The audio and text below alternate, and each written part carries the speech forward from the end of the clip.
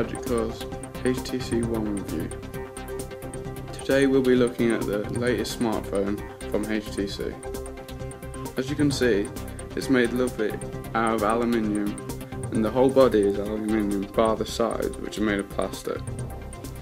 This is for signal purposes and not a design feature. On the back you can see the large lens of the ultra-pixel camera, the LED flash, annoying Beats audio logo, and the front you can see that there are two capacitive buttons. Although the HTC logo looks like a button, it does not act like one.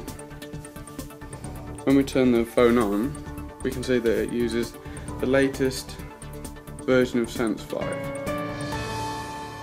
Sense 5 offers more features than the previous version of Sense. It offers blink feed as its #1 feature. This offers new news and also the latest posts from Facebook and Twitter. The app menu comes in a 3x3 format, which was very annoying, and we soon changed it to the standard 4x5. Sorry. The camera has been much talked about on the HTC One. It is an ultra-pixel camera and offers larger pixels but a lower resolution. The larger pixels allow for greater low-light exposure and photography, but hamper in terms of the overall sharpness of the picture. For the average user, the low-light photography will be a lot more important than being able to do large digital zooms on the picture. The most annoying thing about this phone has to be how to access multitasking. It's a double press on the home key, which is not very intuitive and also is kind of annoying compared to other phones like the Galaxy Nexus. Unfortunately, there's no menu key, so when you go on things like Facebook, the menu key comes up at the top. Weirdly, Temple Run 2 seems to run fairly slowly on this device, but quadrant scores are very good and there's no other apps that seem to have this problem. I just run a quadrant benchmark for you. As you see earlier on, when I ran the benchmark, I got 12,004, which is double most other devices.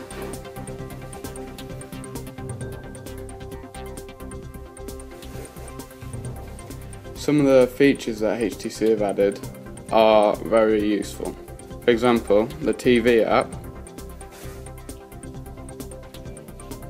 shows me the latest things on TV and also allows me to control my TV in multiple rooms. So if I've got, let's say, a TV in my kitchen, a TV in another room, or even another house, I can set up 2 different remotes I can access from here. I've only got one set up at the moment though. It stays on in the background when you're watching TV, and to close it you obviously just press the X there. Overall, the performance is really good. It offers smooth performance throughout the whole of the operating system, and there's nothing to worry about in terms of performance. The only problem with the build has to be fingerprint build-up on the back. It's hard to see here, but you can see just after a short time of using it, fingerprints build up. It should be noted though, that after extensive use, the build-up of fingerprints happens a lot slower and seems to disappear as a problem. Blink feed is amazing for the average user, but for more advanced users, it doesn't offer as good functionality as separate apps or something such as Flipboard. Chrome runs really well and seems to be pretty fast. You've still got the usual problems with the scrolling, but they seem to not be such a problem on this device as they were on previous ones. HTC also offers a stock browser, which is better in some ways. It's probably not as fast as Chrome, but offers a Flash player. You can see that its interface is different to other interfaces. HTC also offers a car app, clock app, all the usual things, and nothing is skinned as Google would normally have it. Google Now is of course on this device. It offers the same features that you'd have on any other. Only problems with this device is that it runs Android 4.1.2, not the latest version of Android, as you can see here. However, we have been told that this will be updated shortly. The lock screen should have notifications that come up here. I have no notifications at the moment, so that's not a problem. One of the best features about the HTC has to be its front-facing speakers. When I tested the phone yesterday with a sound meter, I managed to get 90 decibels of sound out of the front-facing speakers, which is incredible for a phone this size. However, the sound it sounds bassy and is on the bassy side. That's because of HTC's Beats audio. But for the majority of songs, Beats audio seems to make the front-facing speakers sound better. All the music on the phone, there's two music apps, which is kind of counterintuitive. There's the HTC Music app, which offers HTC's interface. So the usual, and then let's say I want to play something. Wanted to play something, I could, for example, get all the albums, but this is weird. When it shows 4 albums, but albums are not separated into different categories, which you then press on to see an album. They're just title and then all the songs below it, which is quite weird because, for example, I wanted to listen to Daft Punk on, let's say, not Discovery or Human After All albums. I'd have to scroll all the way down to find the other album. It's not the best use of the interface. Of course, we have the usual Play Music app from Google, which offers pretty much the same functionality with a slightly different interface and access to the Play Store. Another feature which should be talked about is probably HTC Zoe. This is to do with the camera and offers features such as it's Instagram but with video and a combination of images. So I'll use the made up one that comes with it because frankly I haven't got any good pictures. So if I start this, you can see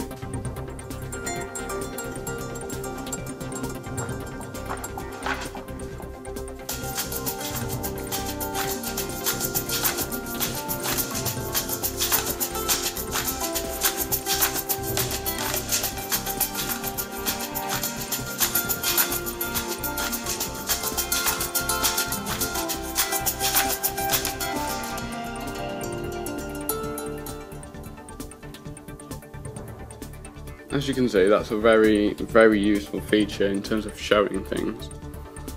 However, I'm not sure how much I'd use it in the real world.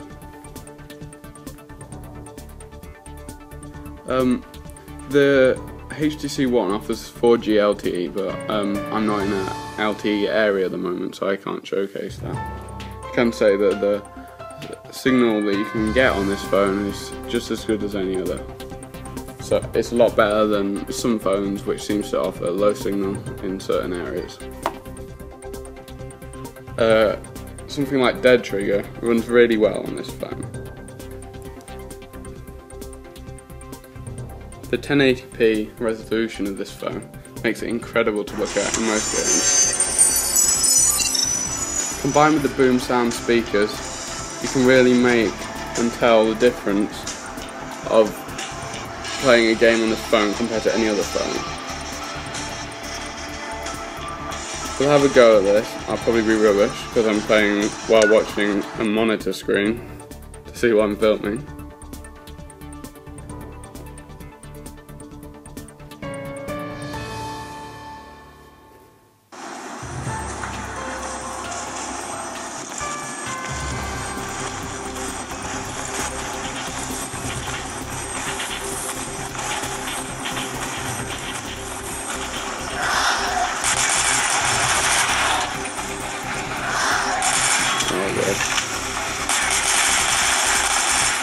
This is a lot harder than it looks.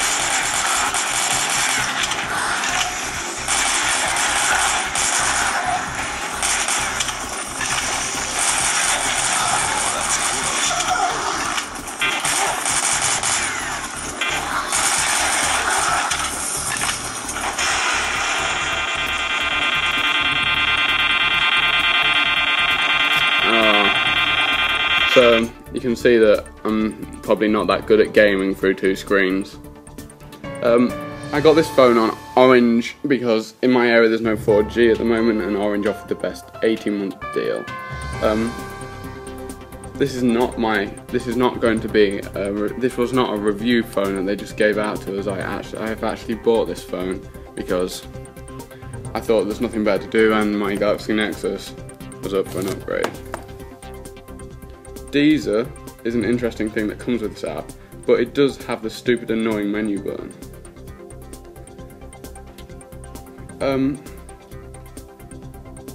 Other things such as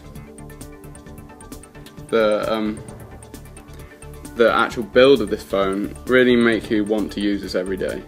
It's incredibly, well, it feels incredibly thin due to its narrow edges and its curved back.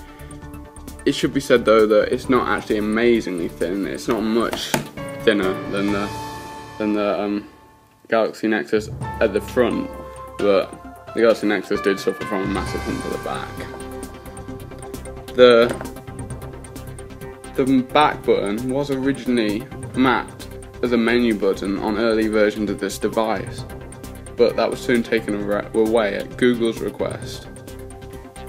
Unfortunately, because of that, we have these menu things in the bottom of some apps, but these should disappear as developers update their apps.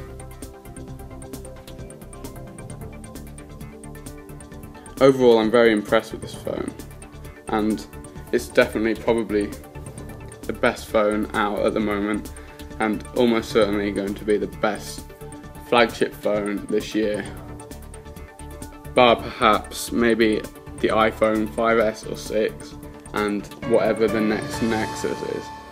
Any phones that have been announced up to now are definitely not better than this phone.